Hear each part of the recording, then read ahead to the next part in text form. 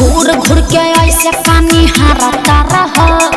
लइके नहीं ख देख ले कि हारता रह अरे तोरा लेखन नहीं देखले हो घूर घूर के ऐसे पानी हारता रह लइके नहीं ख देख ले कि हारता रह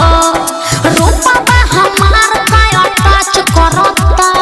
ए सुना ना उठा ललिया से ओढ़निया तोहर मैच करता उठा ललिया से ओढ़निया तोहर मैच करता उठा ललिया से ओढ़निया तोहर मैच करता सच उठा ललिया से ओढ़निया तोहर मैच करता उठा ललिया से ओढ़निया तोहर मैच करता जवान भइलू उतने तोर डिमांड बढ़ता अरे सोनावा के पानी जैसे पानी चढ़ता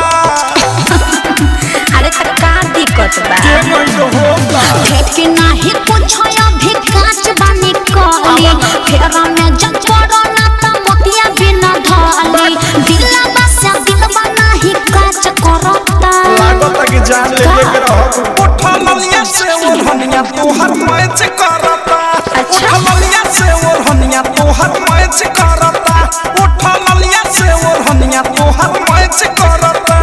अरे ठीक है बा उठा ललिया से ओढ़निया तोहर मैच करता डायमंड रिकॉर्डिंग स्टूडियो छाना मैच करता सोचता रुकती तू अलहता चला हो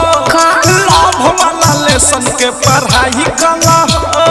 देखा आलतू फालतू बात मत बोला तोहरा के देख के छटक जाता देवी अवधेश फेस देखे चलल अच्छा बीक के विशाल बच्चा चले से तू बच्चा अनुराग बादशाह नहीं बच करता अरे गजबे के मैं चिंता है उठा ललिया से ओढ़निया तोहर मैच करता उठा ललिया से ओढ़निया तोहर मैच करता उठा ललिया से ओढ़निया तोहर मैच करता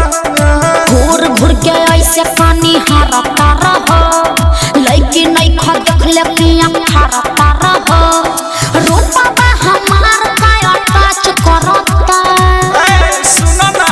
उठा ललिया से ओढ़निया तोहर मैच करता उठा ललिया से ओढ़निया तोहर मैच करता उठा ललिया से ओढ़निया तोहर मैच करता चला कुछ भी बोलते हो सच तो कह रहे हैं।